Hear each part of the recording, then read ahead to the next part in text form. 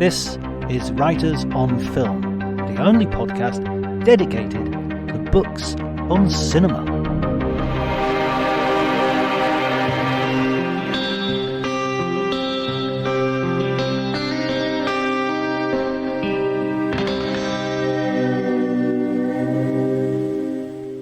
Hello and welcome to Writers on Film. My name's John Bleasdale. I am a writer and film critic, and today I'm going to be talking to Clark Collis, the author of You've Got Red on You, How Shaun of the Dead Was Brought to Life.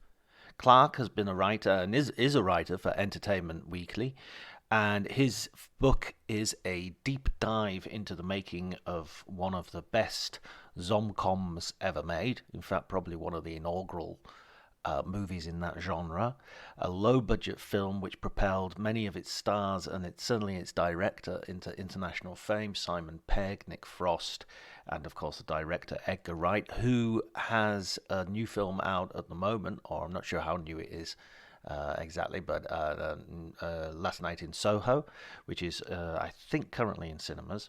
And might even be available for streaming. If you enjoy our conversation, please remember to like, send reviews. I've noticed on Apple we've got 14 reviews, 5-star reviews as well, so very, very good. And the more of those, the better. The more we get, the more the podcast will appear and will be shared by other people and be liked and listened to by other people, and that's all to the good. You can follow me on Twitter at Dr. Jonty, DRJONTY. But before you do any of that, please enjoy the conversation.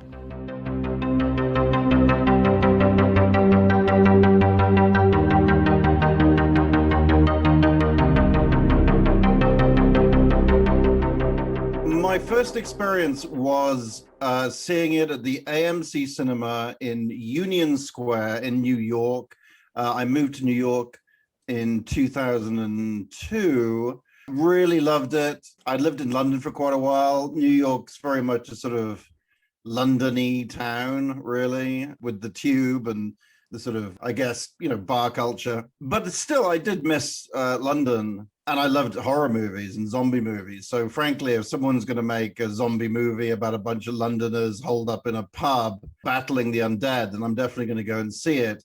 I wish I could remember the actual experience better. I wish I could tell you that I sat there saying, oh, this is an amazing film, and in 17 years' time, I will write a book about it. I certainly enjoyed it, but actually I had quite a history some history with the director and co-writer Edgar Wright. I had grown up in Wells in Somerset, which it's technically a cathedral town, or cathedral city, because it's got a whopping great cathedral in it, but it doesn't really have much else, to be honest with you.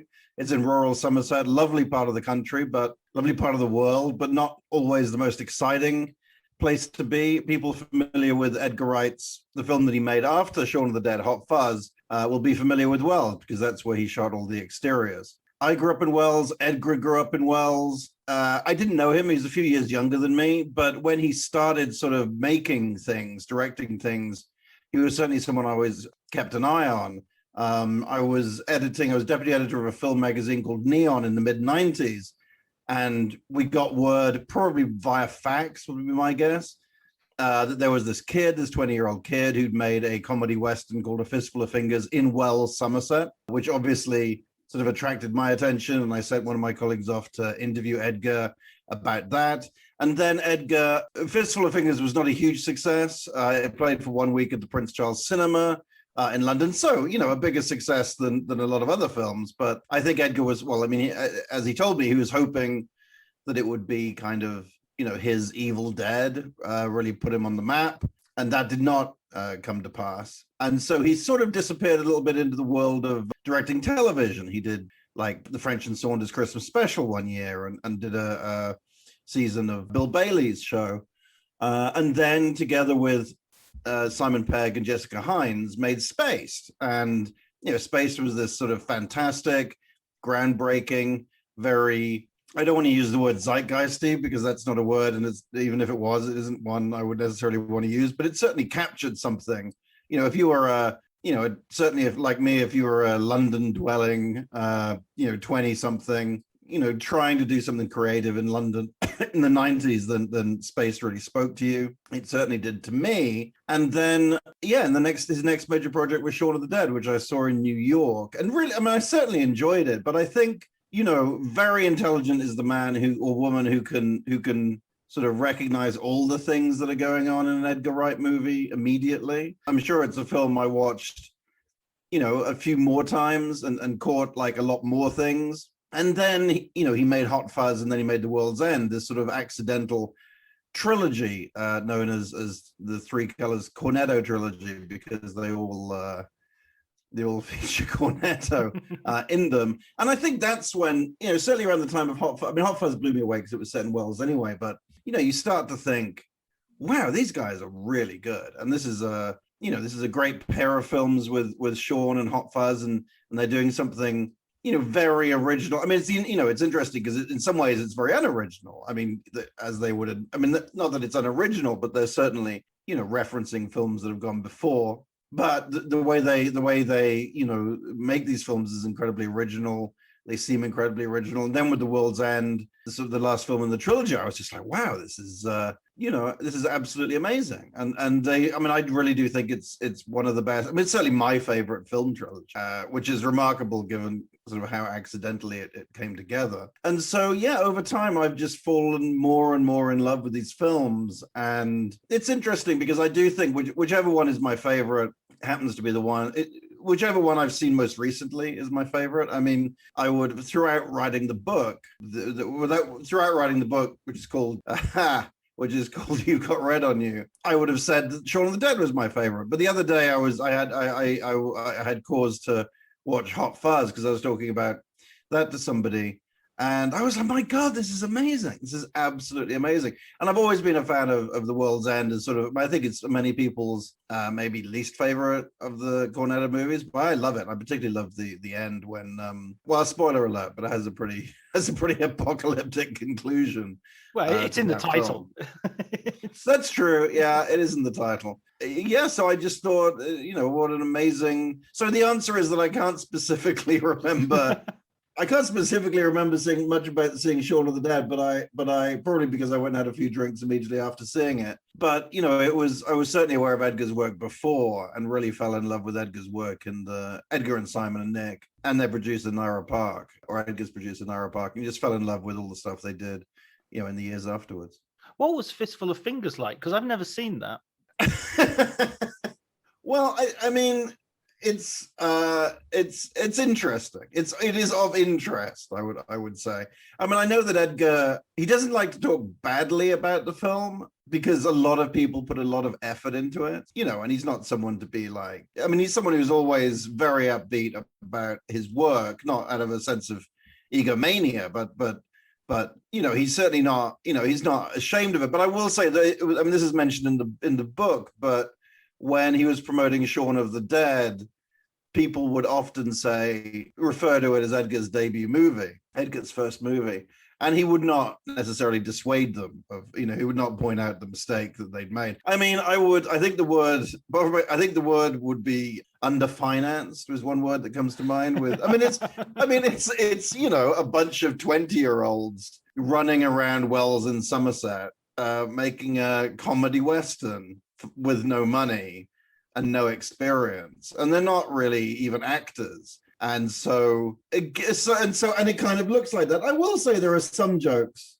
I watched it. I hadn't seen it, but I watched it when I was writing the book, and there are definitely times when you can see that this guy would go on to do better things. I think it's fair to say. But there seems to be a kind of aspect of it that in terms of how you describe the making of it, that runs into Shaun of the Dead as well, that sort of improvisation in the sense of using friends to come along and help out. And the way he prepares Shaun of the Dead in terms of storyboarding it very in a lot of detail. I mean, I guess that's against the idea of improvisation, actually. But you know what I mean? There's a sort of do-it-yourself aspect to it. I think maybe would be a better way of looking. Yeah, I've thought about this a lot. It's strange because there is an aspect to it that is very much DIY. I mean, Simon and Edgar wrote Shaun of the Dead together, and really I don't think Simon had ever written a screenplay. Edgar had written the screenplay for A Fistful of Fingers. They've got no, and they're not, and then Simon had never really starred in a film. Edgar had never really directed a film. Edgar and Simon were friends. They insisted, against many people's objections, to cast Nick Frost in, the second male lead role. At that point, Nick had appeared in Space. But the reason they got Nick in Space partly was because Simon was living with Nick at the time and wanted to hang out with his friend more. Plus that, Simon thought he was the funniest person on the planet.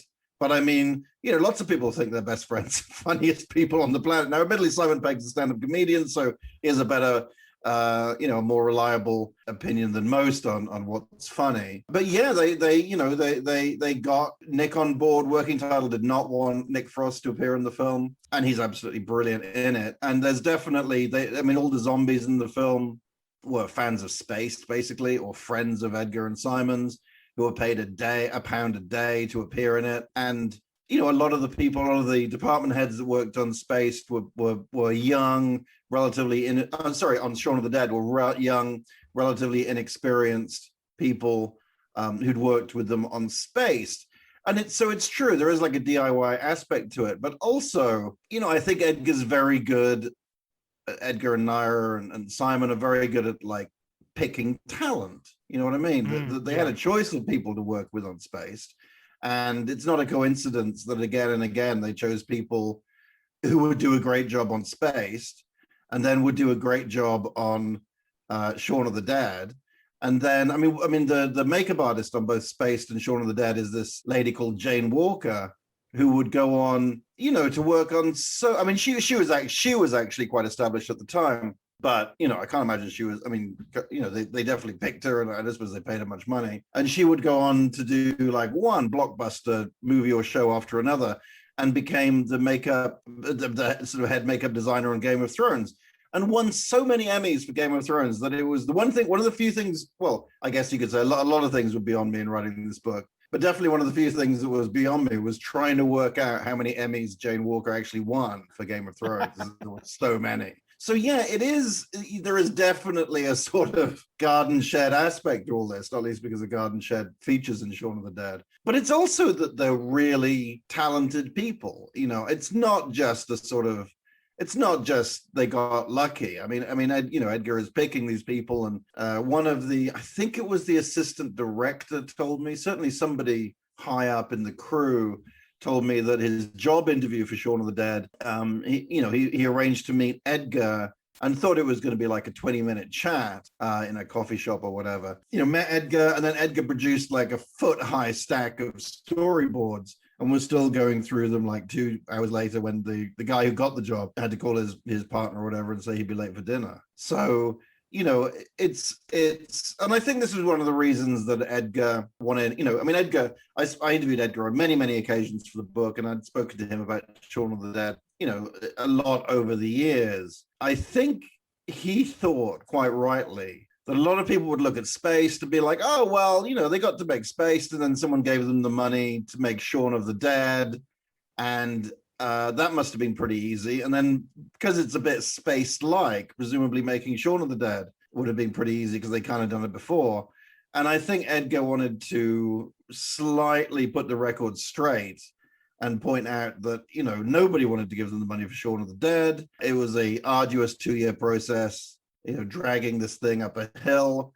And then making the film was very, very hard. And then promoting the film, I think, was less hard. They promoted the film in a lot of ways, but Simon and Nick and Edgar went off on like a sort of month-long tour of America as if they were, an indie rock band essentially, which I'm guessing was quite enjoyable. But still, it's a lot of time and labor. And the funny thing was, one of the last interviews I did was with Zack Snyder, director of Dawn of the Dead, many other films, but Dawn of the Dead was being produced by Universal at the same time that they were financing Shaun of the Dead. And so I was interviewing Zack Snyder about Army of the Dead, which was his latest zombie film. And I said, did you ever see Shaun of the Dead? And he said, yeah, the thing about Shaun of the Dead is you could just tell like what a laugh they had making that film. He's American, so that's because he said what a laugh, but how much fun it was making that film.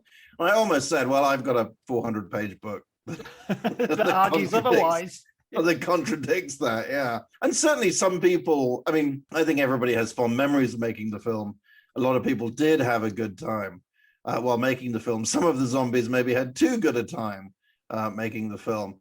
But, Edgar, certainly remembers it as being, very, a lot of hard work from one end to another. Yeah, I think I was definitely one of those people who loved space and saw Shaun of the Dead and watched Edgar Wright's subsequent career and kind of think, oh well, he was on that trajectory forever. That was like a thing that was in the stars. And then reading your book, it's like, wow, that there were plenty of knockbacks. There were plenty of moments where it could have just disappeared if the right person hadn't said yes at the right time. And it's interesting as well to read about how Simon Pegg, for instance, talks about how dark he was feeling at the time when they were trying to get the money. No, absolutely. And both Simon and I mean, Simon, I should say that, I mean, Simon and Nick have both written autobiographies, which, while, I mean, the book has a lot of fresh quotes from them, I mean, I did rely, to some extent on their memoirs. And Nick in particular is highlighted the depression that he felt often growing up and as a young adult. Simon less so, but yeah, I think because Simon, as he's spoken about subsequently, had a problem with alcohol. And this was something that was kind of getting worse in the course of making Shaun of the Dead. And Edgar, always went out of his way while talking to me to say that when Simon was around 98% of the time, and when he was around, it was amazing, both as a writer and, in all ways, really, a creative partner. But sometimes he would just go absent. They would have like a meeting set up at, to get finance at one of the big production companies, and Simon would call, an hour before and say that he wasn't coming, which, and I think part of it was that Simon, like a lot of artists, like a lot of all of us, doesn't always have the highest opinion of himself, I guess. Sorry, I'm a bit wary of kind of, psychoanalyzing or, speaking for Simon. Sure. But, he's the front man for this film, and he's got to get up every morning and be the front man for this film. And, is in the process of trying to convince, people to give them money for a film of which he is going to be the star. And I think there are times when it just, and you're getting rejection after rejection after rejection. And there are times when, he decided that he would rather spend the afternoon in the pub than being told by essentially somebody else, or doing a dog and pony show for somebody else who was not going to ultimately give them any money. And it's striking, though, how when the cameras start to roll, he's like, oh, I'm in my happy place now, and he enjoys it much more than Edgar does. Then Edgar goes into the dark places. Yeah, absolutely. They talk about, I mean, talking to all of the people that played zombies and everybody, really, just how Simon and Nick were kind of the front of house of the production. That Edgar was always off. I mean, Edgar would be pleasant, but was off, quote unquote, stealing shots during lunchtime that he felt he needed in the editing room. And that it was Simon and Nick who, would engage with the extras and just sort of keep morale up. And I would think it was the continuity, the script editor rather, who said that she would just listen to them in between shots, because they would do the shot, they would be in the car or whatever, and it would be Edgar and Simon and Bill Nighy and Kate Ashfield and Lucy Davis and Dylan Moran. But the script supervisor was like, well, everyone would just keep listening, because Simon and Nick would be as funny the cameras weren't rolling, as they were when the cameras were rolling. And it was like just getting this sort of like free comedy show in between shots. So yeah, I think during the actual process, I think you're absolutely right that in the actual process, Simon did have a better time than Edgar. But the other thing is Edgar's extremely talented, without a doubt. I'm not saying anything new there. But part of his talent, or rather, the other thing he has, which means that his talent ultimately, that he can ultimately get this stuff on screen, is that he is on this, 22 hours a day during shooting. He is there's 100 ways that things cannot work out in the way that he imagined them working out. And he's the person, and obviously with help, but he is the person that has to make sure that everything happens, essentially. And I think had he not, so he's incredibly talented, but then he's also incredibly on it. And you need, and even though that's a sort of, in some ways, boring, not boring, but that's, people talk about skill all the time, but you've still got to be the person who makes sure that the things that you imagine end up on screen, especially when you've got like no money, essentially, which is what they had. And I mean, part of the sort of extra pressure on him is he had a pretty rapidly deteriorating relationship with his DP, who was an American, quite experienced American cinematographer. Yeah, he was. David Dunlap was, someone who had been like a fantastic cameraman, long history of credits, cameraman, and then sort of risen through the ranks and eventually become quite recently a cinematographer. And he had worked on, one of the reasons Edgar hired him was because he had worked on like Goodfellas and the Royal Tannenbaums and Raising Arizona, which are like three of Edgar's favorite movies, particularly Goodfellas and Raising Arizona, which came out when Edgar was just sort of starting to really, seriously think about films and what could be done on the screen. So it seemed like it was going to be a very happy marriage, but things did, you're right, things did deteriorate. And I think it was kind of a clash of cultures, basically, again, I'm loath to go into this. I don't mean to be like, you should buy, if you want to find out more about this, buy my book. But one of the things one of the things that really exercised me about the book was I wanted to, as far as possible, portray both sides of this argument.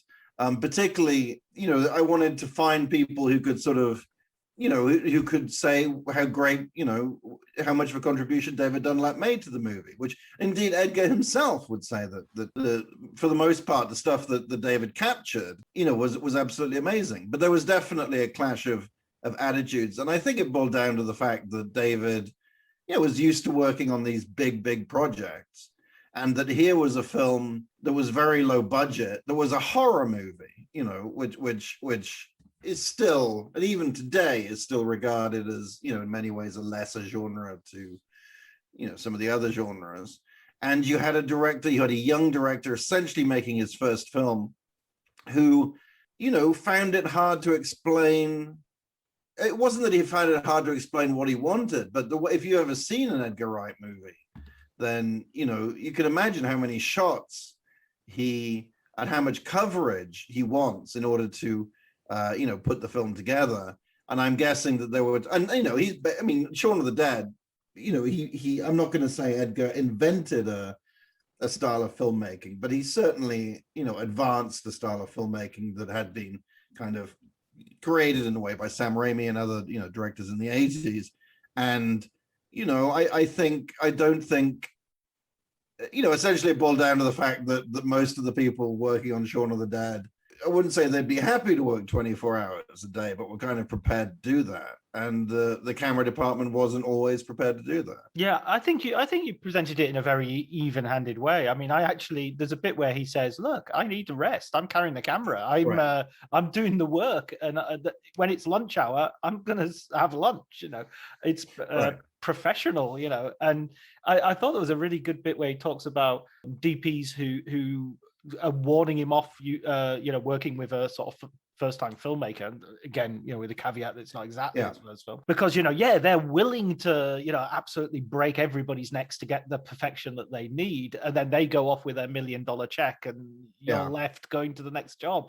No, I think that's absolutely right, Edgar. Not the irony, but when I put that point to Edgar, he pointed out quite rightly that in his case, he has continued to work did continue to work with many of the heads of department. Basically many of the people that worked with him on Shaun of the Dead carried on working with him on, bigger, more successful, and I'm guessing, often more lucrative films. Lucrative in the sense of being paid. But David was the one person that he, did not work with again. Although I have to say, there is a sort of, They did. I mean, David Dunlap appeared, came to a screening of Shaun of the Dead when they were on the promotional tour, and Edgar talks about going out for a drink with him, and it was all like as if nothing had happened, which is quite nice. And I mean, David Dunlap, when I interviewed him a couple of times, just seemed like a delightful guy, Right. and it's just like a sort of clash of cultures, and it's one of those things that because David, it turns out, is sort of on the wrong side of history with this, then it's easy to kind of point a finger at him. But there's another world where say it's another story, a different film where the DP's refusing to, is coerced into working long hours, and then something terrible happens, and and the film never comes out, or is terrible, or whatever. I mean, there are various ways that this can go. It's just unfortunate for David, as I said, that Edgar Wright went on to be like Edgar Wright. So, it's sort of, that's proven correct in some ways. But there's, I mean, you've read the book, so but there is a weird caveat to this, or there is a weird epilogue to this, that David went on to be an Emmy-winning, the Emmy-winning cinematographer on House of Cards. House of Cards or House of Games? I always get confused. It's House of House of Cards, right? It's House of Cards. I always get confused with it because there's a movie called House of Games. Yeah, House of Games is a David Mamet movie, isn't it? That's right.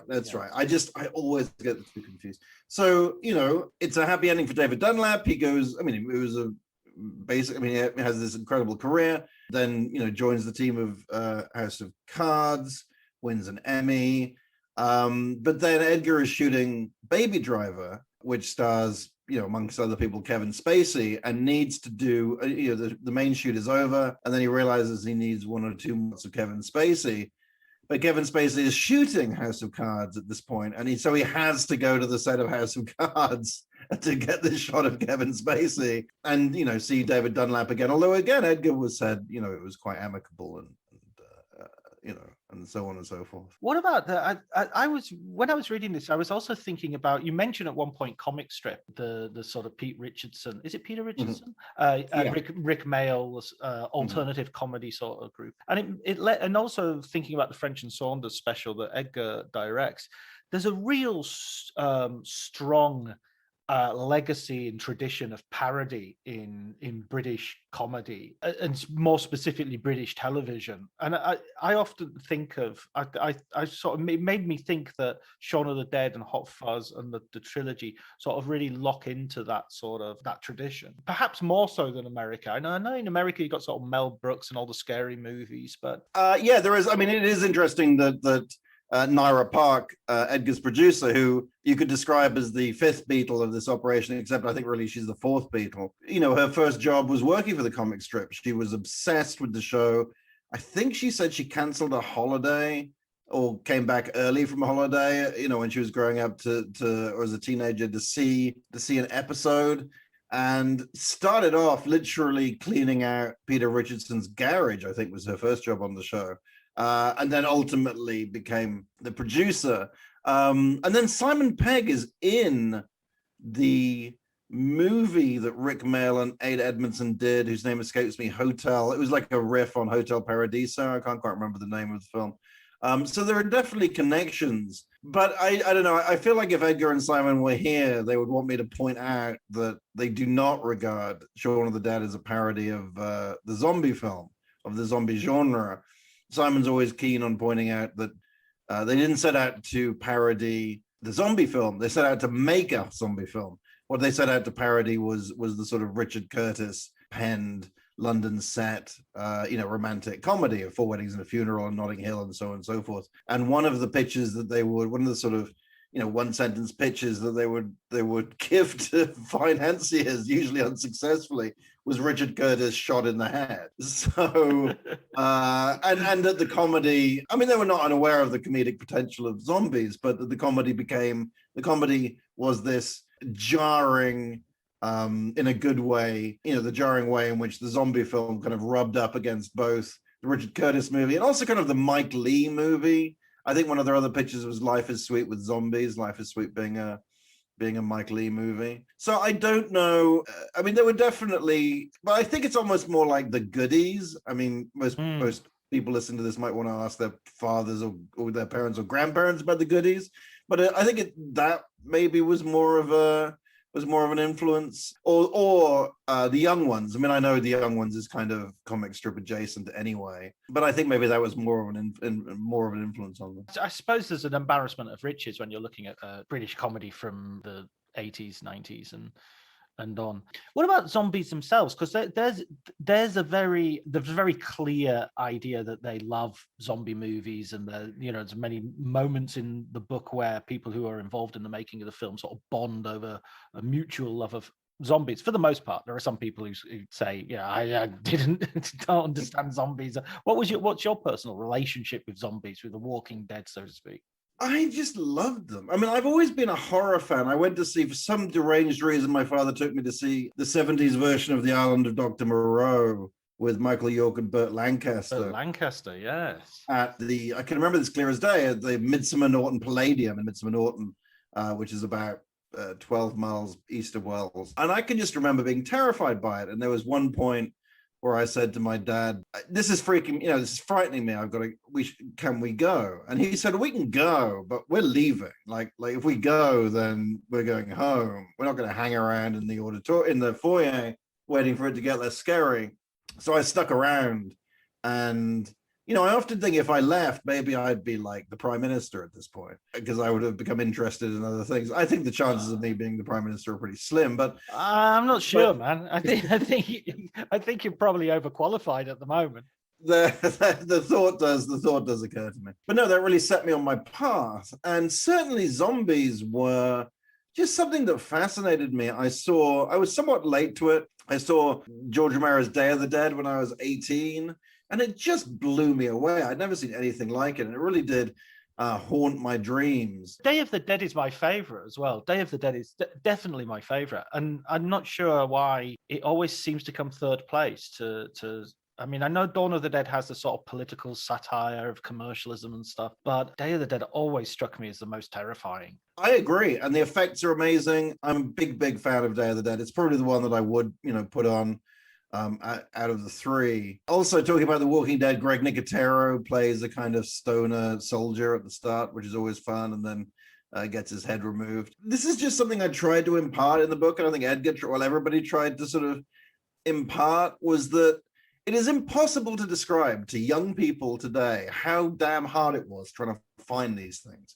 Yes, Day of the Dead would have been released on video, but if you were trying to find other zombie movies, of which there weren't many anyway, then it was really, really difficult. And Edgar talks about wanting to see Night of the Living Dead. His parents didn't have a video recorder. His parents weren't that well off. And so, he had to wait for it to be screened on, where he lives at like 3 o'clock in the morning. The next day, having stayed up till 5 o'clock watching Night of the Living Dead. It was really hard to find these things. That was part of the appeal. I think also, the horror genre, as I said, was not that well regarded in the 80s. And the zombie genre was kind of, I don't know, just like the least sexy genre, both in terms of like it literally not being sexy and in terms of like hipness, I guess. It was really for the hardcore horror geeks. It's sort of like no fun. I mean, even though it is quite fun, I think it was perceived as sort of, no fun. And for the walk, and so to, 30 years on or whatever, to witness The Walking Dead become the most successful, TV show in the world really did kind of blow my mind. But that was my relationship with zombies. And it was kind of Edgar and Simon's relationship with zombies. And the last, before 28 Days Later and Shaun of the Dead, the last sort of like gasp of the zombie film had been Day of the Dead, which was released the same year as Night of the Living Dead. So you had as Return of the Living Dead, which is a more comedic approach, but it's also a really great movie. But then it just sort of, people stopped making them, and Edgar and Simon thought, one of the aces they had up their sleeve was that no one had made a zombie film in 15 years, and that people, so it was like fallow earth. And then Edgar tells a very funny story about, they were writing the film essentially, and Simon came in and said, do you know Danny Boyle's making a zombie film? And Edgar, and this being 28 Days Later, and Edgar recalling just smashing his head into the desk for half an hour because just being so annoyed that the wind had sort of been taken out of their sails by 28 Days Later. That's such a horrible, I've I've been on a couple of creative endeavors which have been sort of gazumped by something else turning up. Most recently, a Gerard Butler film called Greenland, which shared a title of something I was working on, and it's like, oh god damn it! You can always change that. It's not. To be fair, it's not that great a title. I mean, no offense to Gerard Butler or you, but no, it is in mine. That's the thing. It's kind of really central to the concept. So it's like I can't call it Iceland. It would be Mum's Gone to Iceland then. Well, funny enough, I don't know, but this year there have been two sort of low budget acclaimed movies, both called Swan Song. One of them with who's the horror legend that's in the first Swan Song he's in Suspiria and Udo Kier. Yes, the great Udo Kier, who I interviewed for Swan Song, so I really should remember it. To be honest, I found the pandemic has not done much for my not great, instant recall anyway. But yeah, so Udo Kier is in this movie Swan Song, which was released in the summer, and then Mahershala Ali is in this other movie called Swan Song, and you're like, well, it's not. Why don't you change the title? It's not like. I mean, frankly, Swan Song could be like you could name half the movies ever made Swan Song, really. And it's not like, I don't know, it's just for some reason it really infuriates me that there's two movies called that. But funnily, I mean, Shaun of the Dead was not, I think they originally pitched it as Tea Time of the Dead. I mean, the fact that it's called Shaun of the Dead was one of the reasons why they not a huge reason perhaps, but certainly one of the reasons why they had getting finance, because it's kind of a crappy pun. And nowadays, Shaun of the Dead is, I mean, the thing is, it's like the Beatles. So the Beatles, it's a crappy pun, which I'm sure when they started, some people must have been like, sure, the Beatles. But of course, you just don't even register what it means anymore, and I think that's what's happened with Shaun of the Dead. But Edgar told me that they'd written the script or were writing the script, and Edgar met Ricky Gervais in London, just on the street, and they went and had a drink. And I think Ricky was just about, the first season of The Office was about to come out, and Ricky had appeared briefly in Spaced. So Ricky said, "What have you been working on?" And Edgar said, "Well, we got, Simon and I have been writing this zombie comedy called Shaun of the Dead." And Ricky Gervais said, "Nah, but what's it really called?" Because he couldn't believe that anybody would. And I distinctly remember thinking, when I found out that there was a movie called Shaun of the Dead, with a title like that, it really can't, how good can it be? Which, shows me, obviously. But in many ways, it's sort of like the broadest joke in the whole film, and maybe not the best joke in the whole film. Of course, now it doesn't matter. What does it matter? People love the film. It's like a placeholder that then becomes like that's it. That's the title in the end. Yeah, but, turns out I was completely wrong. As I am about so many things. Oh, aren't we all? What about so how did you sort of come about writing the book then? What was your sort of journey towards that? What was the I had interviewed, I did the first time I really interviewed all of them or any of them, I think, was around Hot Fuzz. I sat down and Hot Fuzz came out in America quite a while after it did in Britain, and it was a huge success in Britain, as you may well recall. Just like as if it was Titanic or whatever. I pitched doing a piece on them, Edgar and Simon and Nick, to Entertainment Weekly, so I interviewed them then, and then over the years had interviewed them about The World's End and sort of individual projects they did. I visited the set of Scott Pilgrim in Toronto when Edgar was directing that. So I'd gotten on, I would not say I was, friends with them, but they'd know who I was. And then about 4 years ago, we did so I work for Entertainment Weekly magazine in America. I'm a senior writer. I've been working there for 15 years or so. And we did a Halloween issue of Entertainment Weekly. I was asked I did an oral history of Shaun of the Dead, and I re-interviewed Edgar and Simon and Nick and Kate Ashfield, who plays Liz, and Nira, who reluctantly got on the phone. And I was not one to really pop her head above. She's fantastic producer and great person, but is not one to volunteer to sort of get in the spotlight, really. And I interviewed Bill Nighy about something else around the same time and shot him a couple of questions about Shaun of the Dead.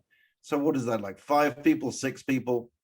The oral history was probably about 1,500 words, came together quite well. And I was like, oh, well, that seemed all right. And then I've always been keen I've always wanted to write a book, and I've always very much enjoyed books about films. I don't know how much you wanted me to talk about this, but like going back to Stephen Back's book, the Final Cut, which is about the making, which is really possibly I think it is the best book about making a movie. Stephen Back was a producer on Heaven's Gate, and so he wrote a book about the making of Michael Cimino's Heaven's Gate and the sort of unmaking of United Artists. And he was like, I mean, the great thing is he had total access. He was the access. It wasn't like he was, best friends with the producer. He was the producer, essentially, or one of the executives. And also he's a really, I thought he was a really good writer. So I'd loved that book. And I'd loved books about films in general over the years. The book about Bonfire of the Vanities, The Devil's Candy, which is great, which was recently turned into a fantastic podcast. I just had her on the podcast. She was a couple of episodes back. Oh, great.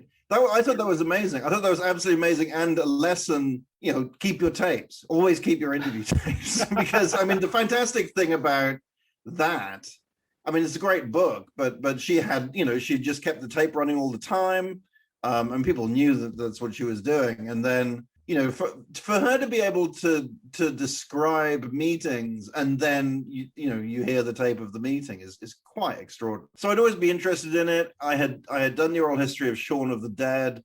I felt, I mean, they are a story. Edgar and Simon and Nick are a story in as much as, they're friends who made a movie, and that movie is partly about their friendship. So, it's not like people are sitting around going, all right, we're going to make a movie about Thor. What's that going to be about? Like it's, I mean, no offense to people who make movies about Thor. I love a lot of those films. But this is just an extraordinary situation where you had people, I mean, Simon Pegg and Nick Frost play flatmates, roommates, and they were flatmates, which is extraordinary. And at the time, I think, or maybe, they just stopped being, I think they were still flatmates at the time. It's crazy, really. And also, I felt as growing up in Wales, roughly at the same time as Edgar, I had a good handle on being able to describe, what that was like, and the sense of Hollywood being the sense of Bristol being a long way away from where you're growing up. And it's only like 20 miles down the road.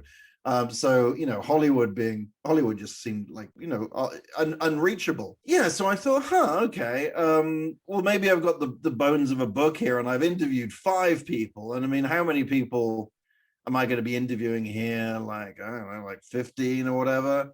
And I wasn't like, I'll knock it out, but I was like, oh, it'll be a nice breezy book about how these people made a movie and had a lovely time. And I'll interview like 15 people, and it'll be like 170 pages. That seems not unreasonable for a book about Shaun of the Dead, I thought. And then, as I've been talking about, I started talking to Edgar, and he was like, I would really like to talk about how hard this was. And so you kind of think, well, there's more of a story here. And the other thing is that Edgar is someone who likes to justify, with good reason, likes to credit his collaborators. So he's like, oh, you really should speak to this person or that person. So suddenly I'm talking to a lot of department heads and getting, some great stuff from them. And the other thing is, as I said, that, Edgar and Simon have always made it clear that without the people who turned up to portray zombies for £1 a day, there wouldn't be a movie. So I thought, oh, I'll start interviewing the zombies. And so I would talk to one zombie, and they put me in touch with another. And, then, there's quite a few people who played zombies who are friends of Edgar's that have gone on to be like notable film folks. So Joe Cornish, the director of Attack the Block and The Kid Who Would Be King, is in it. Corin Hardy, who directed The Hallow, and then The Nun, which was a huge hit, and is now, recently been working on Gangs of London, which is this great British gangster series. He plays a zombie. In fact, Joe and Corin play zombies in the same shot of the film, which is pretty incredible. So I'm interviewing them, and then I realized that the story of how they publicized it in America, how they promoted it in America, was sort of worthy of its own chapter. So, and there were various people who helped them do that, both at Focus Films, including, there was a lot of folks at Focus Films, including James Seamus, who was the head of Focus Films, but was also Ang Lee's sort of creative partner. So I'm talking to him, and he's recommending other people to talk to. And then I'm talking to Greg Nicotero, who, Greg Nicotero was one of the huge inspirations for the film. And as much as he worked on in the 80s, worked on a lot of the films that inspired Shaun of the Dead, including Day of the Dead. He fell in love with Shaun of the Dead, and said anything I can do to promote it. And it didn't really have a premiere in the States, but it had like a sort of Los Angeles premiere at the ArcLight in Hollywood, RIP, where Eli Roth turned up. Eli Roth was another sort of booster of the film, and Quentin Tarantino, and Greg Nicotero sort of did zombie makeups for audience members. So what I planned, having originally planned to only talk to 20 or 30 people, I wound up talking to around 70 people. And this book went from being, I guess, what I thought would be 200 pages to being like 450 pages. Although there are a lot of, there are a fair amount of photographs and storyboards and what have you. So that's it. And I think it's worth, I think it's worth this book still could be 200 pages, but I thought it was worthwhile. I wanted to include quotes from everybody I interviewed. I felt everybody I spoke to had things to say. And so I just thought, and also it was during COVID time. So, I'm sort of like, I don't know, it's not like anyone's really stopping me in any way. So I thought, well, maybe one day there'll be another book about Shaun of the Dead, but probably not for a while. So I might as well put the whole kitchen sink into it. Although I have to say there were longer versions, remarkably. So it's not just sort of like Stephen King in his coking days, like, just writing and writing and writing. But also I really enjoyed doing it. I really enjoyed the process of doing it. I was in a somewhat bleak place when I started, and working on it really, sort of really put me straight. You mentioned in the acknowledgements, actually, that it's similar to Simon Pegg doing his acting and being in a happy place when the cameras start rolling, that you felt the writing of the book was a similar sort of tonic. Yeah, no, that's true. I was in a desperately depressed state about 3 years ago. And to be honest, what I should have done was see a therapist. I mean, there's no, and I'm not, basically, I should have seen a therapist. Instead, I wrote a book about Shaun of the Dead and feel much better. But I'm just saying that because I don't want people who might be feeling depressed to think, oh, all I need to do is take on some extraordinarily difficult writing task and everything will be fine. But I have to say that, it did. I leapt out of bed in them. When I was doing all this, I was also, I had a full-time job at Entertainment Weekly magazine. But the good thing is, I say it's full-time, and in any given week, it is a full-time job, but there'll be days when I'm, plenty of Saturdays and Sundays when I'm working all the time. But on the other hand, there are, days during the week when I'm not. So it is, it does allow a certain flexibility. But it was such a thrill to talk to people. And I guess I thought the story was going to be one that I knew when I started writing the book.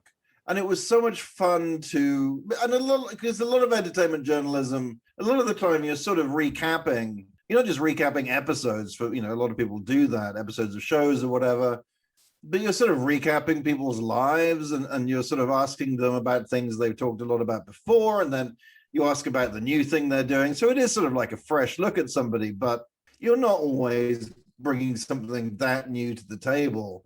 And this was, I really didn't know half of what, the story of Shaun of the Dead. And so it was so fun I would interview someone in the afternoon, and then I would, get up in the morning and transcribe it. And then I would sort of stick that stuff into the book. And then, they maybe have in the course of the interview had referenced somebody else or suggested I speak to somebody else who I hadn't spoken to that could add, another fresh layer to the story. And so I would then be, trying to contact them. And I wrote it relatively quickly, and I had done a lot of research, and I could argue I'd done 52 years of research by that point, but I had done a fair amount of research and had some quotes, but really the whole thing was kind of done in a 6 to 9 month period, which sort of seems crazy now. I can't believe the person I was a year ago was this like hardworking, really. Now it seems like I barely get out of bed some days. But it's fun. It's fun because it's a linear, it's like a linear story. And so every time, you're like, well, this is okay. Some days I would wake up and be like, this is terrible. I can't imagine anyone's going to be interested in it. But most days I woke up and would be adding stuff to a story that, I didn't have to rewrite things necessarily, but would be just making this story better, which was, a real thrill. Yeah, it was a real pleasure to write. I talked recently to Ian Nathan, and he was talking about writing his Peter Jackson book, and he made the point, which I think is very good, that all those books about that we love about filmmaking, like Devil's Candy, like The Final Cut, are all about these big failures. But he said, what happens when you write a book about the making of a really successful film? And I think the point that I sort of took home from it was similar to your book, in that it's a really successful film, it's a success story, but behind that success, there's almost just as much pain and just as much sort of like, certainly as much hard work and drama and all these other things as there is when it's a Michael Cimino, over the top disaster of a movie. Yeah, I mean, I think the difference is that when things go wrong, you suddenly have from a writer's point of view, if you're lucky, you suddenly have a lot of people pointing fingers at each other. Right. Whereas with success, people are less worried about, are less interested in opening old wounds. So I guess that's true. Yeah, no, I know Ian was actually very helpful in terms of helping me out with a few contacts for the book. He's a great guy. Yeah, friend of the podcast. Well, I used to, because he worked at Empire for a long time, and I worked at Empire. And really writing for Empire was my first experience about writing about film. My first sort of like my first proper set visit really was Cutthroat Island, the somewhat misbegotten Gina Davis pirate vehicle from the mid-90s. Yeah, God, it was Pirates of the Caribbean before its time, wasn't it? Yes, well, certainly before its time. Certainly, or after, possibly after its time. It was certainly not the right time to be releasing a Gina Davis, Matthew Modine pirate spectacular. But I was flown to Malta to witness this thing, and it was quite incredible. I mean, it's not unusual to go to a set visit and, for it to be not spectacular, particularly if it's inside. But this was just a mammoth production with Rennie Harlan, who was the film's director, and Gina Davis's boyfriend at the time, I think. I can't remember. I think they even got married, didn't they? Yeah, that's why I'm slightly hesitating. Maybe they did get married. But he was sort of overseeing, this carriage chase through streets in Malta. And I remember there was like 300 extras. And as soon as Rennie Harlan called cut, like what seemed like every one of them just pulled out like a packet of Benson Hedges or whatever and lit up like while standing on some, sort of mound in Malta. And it's funny because you'll go on a set and quite reasonably, and do a set visit, and you'll come back, and quite reasonably people, colleagues will be like, "What, does it look good? Does this film look good?" And I always think about going on the set of Cutthroat Island and being like, "This looks amazing. I mean, this looks absolutely amazing. This is gonna break box office records around the world." But of course, that did not turn out to be the case. I had a friend who worked on a film, Antonio Banderas film called The 13th Warrior, which was John McTiernan, right? Exactly, yeah. And they went there, it was a pretty difficult slog of a shoot. And they all went to the premiere, and they were all absolutely convinced this was going to be the biggest film they'd ever worked on individually. They were all quite experienced as well. And they went to the premiere and they were just like, "Oh, no, it's a piece of shit." Well, I remember I did an oral history of Big Trouble in Little China a couple of years ago. Right. And, I love John Carpenter. Who doesn't love John Carpenter? But he is quite a taciturn individual in interviews. I mean, actually, it's funny because he's always game to do an interview. And I have had good interviews with him. But he's not really one for looking back on his past glories or past box office bombs in this case. Although I know, it has become obviously a lot of people love Big Trouble in Little China. But so he was a bit taciturn. But then Kurt Russell, I got on the phone, he was amazing. He was just like story after story and fantastic. And he had like workmen working on his house. And so the phone kept on being cut off. And I would be like, I bet he doesn't phone back. And he always phoned back. He was great. But he talked about, I guess, the journalists saw a preview of Big Trouble in Little China and then interviewed him. And he said all the journalists were like, "Wow, what's it like knowing that you're going to become a huge star after this film becomes so successful?" And he said that he would like say, "Well, you never know with these things. But he was like, inside, he was like, yeah, this thing's gonna just be like the biggest movie ever, and I am gonna be a huge star. And of course, that it did not pan out like that. Although, I mean, he's Kurt Russell, so what does he care? Just thinking as well about Matthew Modine, what a strange concertina of time when there was a moment in history where people went, Matthew Modine is going to lead movies and he's going to be the new action adventure star. And then he's Stranger Things' dad, My memory is what happened was that Michael Douglas was supposed to be cast opposite Gina Davis, and then he dropped out, and I think they were in a bit of a rush to to find somebody else. Although Matthew Modine was coming off, it was not that long after Full Metal Jacket, I believe, or it was only a few years after Full Metal Jacket. And he did Birdie. He had a couple of a couple of really good films there. Oliver Reed was supposed to be in Cutthroat Island, and he got fired. And I was trying to find out why. Take a wild guess. That's true, but this no, it wasn't because of that. Although his drinking might have. My memory, this is now a long time ago, and I don't think I'm sure I've never told the story in a public forum, and it gets a bit after dark. You might want to include this in an after dark section. But I was sort of bugging Matthew Modine about why Oliver Reed got fired, and my recollection is that he said that Oliver Reed had said to, and also this is basically a kids movie. It was certainly marketed as a kids movie, not an X-rated movie. But he suggested to Rennie Harlin one day that when his character met Gina Davis, that his character should be seen masturbating in front of Gina Davis. And the next day, or probably later on that day, Oliver Reed was summarily fired from Cutthroat Island. And so that's what happened. Wow. I cannot remember the name of Udo Kier from interviewing him 3 months ago. So that's my cautiousness about I'm pretty sure what happened. And also it seems eminently believable, both that he would do that and then be fired. That was such a weird period when they because Rennie Harlin had a real run of movies that they were never ever particularly good, but he was a name that was being conjured. He did Die Hard. He was huge. Cliffhanger, Die Hard 2. I mean, yeah, huge. And he was. I mean, my experience of him was he was a very amenable guy. And I remember he was at Video Village or whatever, and it was this massive extravaganza. As I said, hundreds of extras, and he took the time to chat with us about what was going on, which I thought was. I was thinking if I was Rennie Harlin, I'd be like, I wouldn't have the time to do this. But it's true there is a lot of waiting around on film sets, even if you're the guy in charge.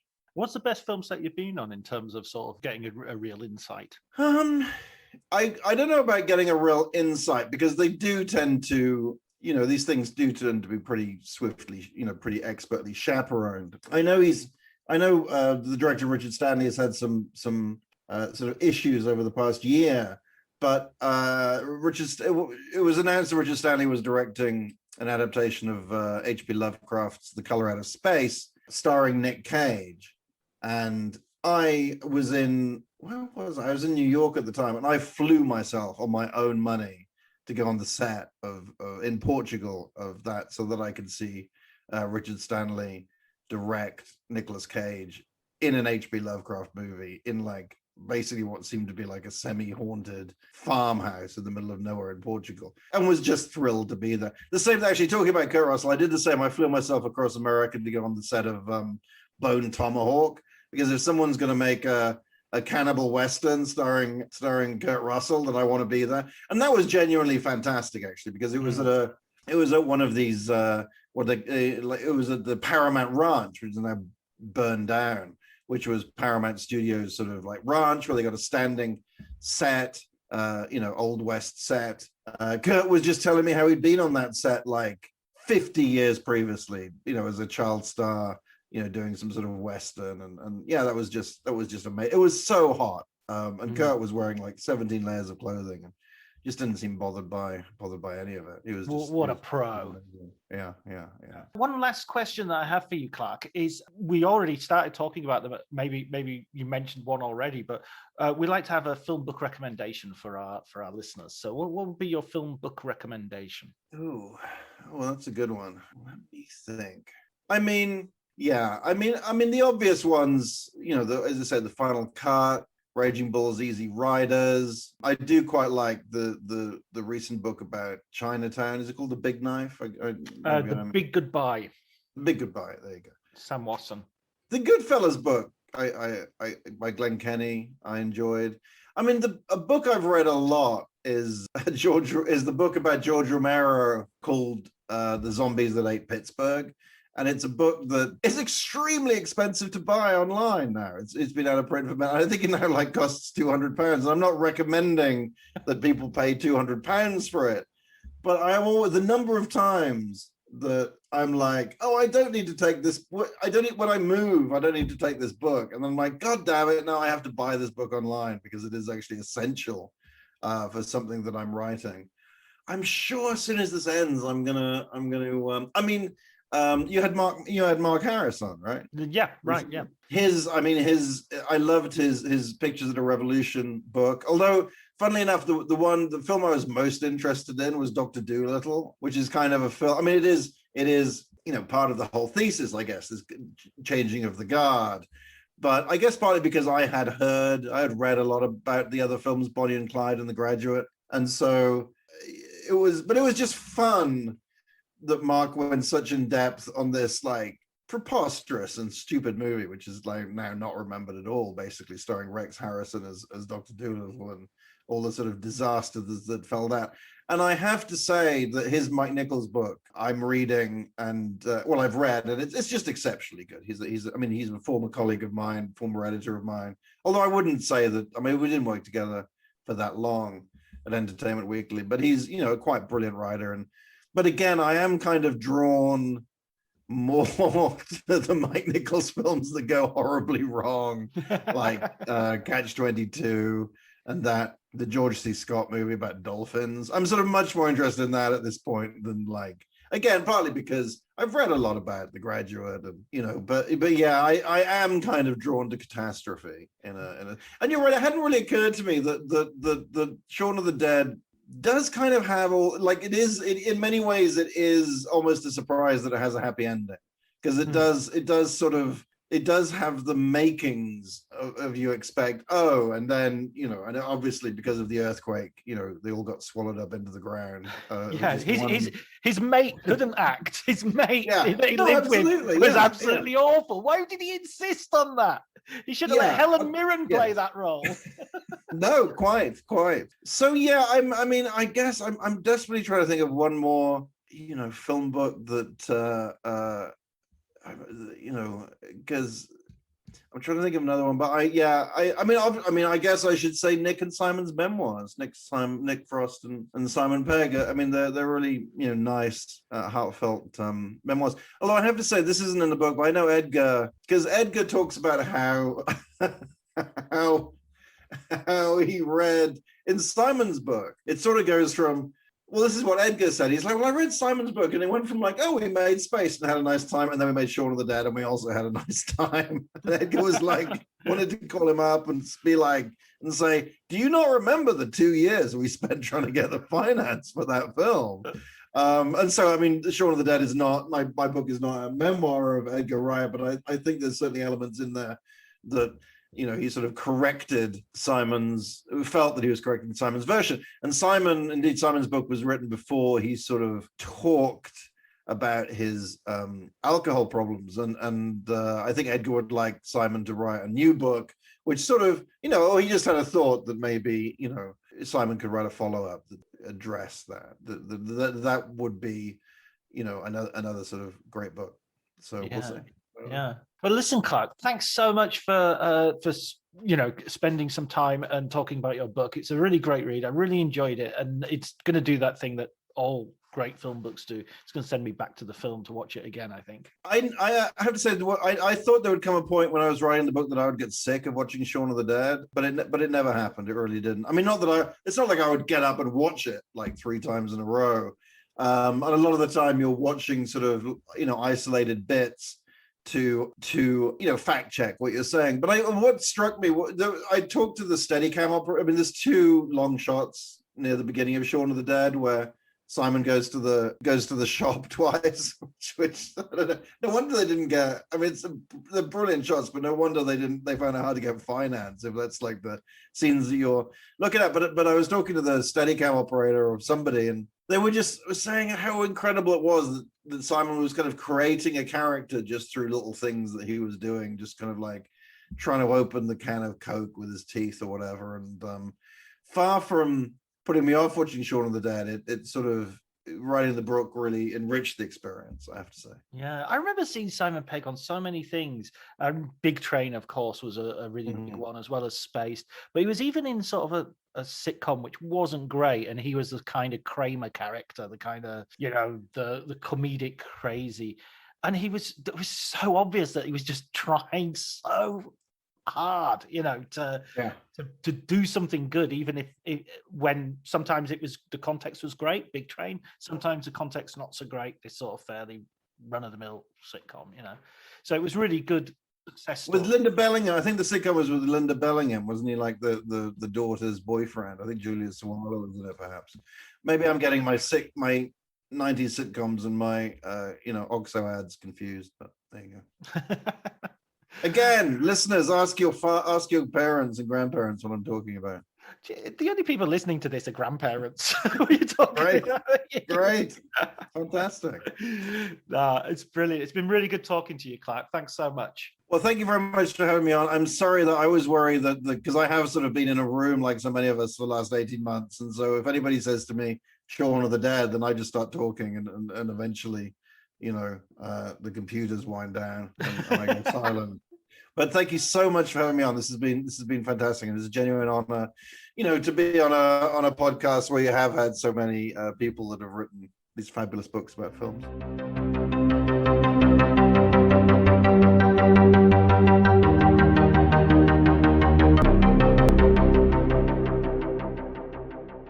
So that was our conversation. Clark recommended a whole bunch of books. Nick Frost's and Simon Pegg's memoirs were two that he recommended.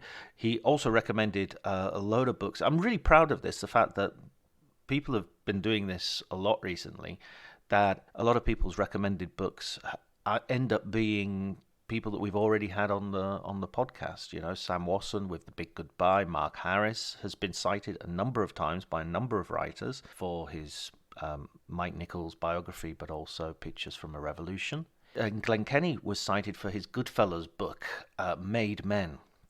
You go back and listen to some of those episodes if you haven't had the opportunity. They're really, really good. It's really interesting, actually, to go back and listen to the first episode when I had never done a podcast before, and I don't think it's necessarily the case that I've improved any, but yeah, it certainly makes for an interesting listen. All that I need to do now is thank Elliot Atkins for providing the music, Ali Harwood for providing the artwork, and until our next episode, please, everybody, take care.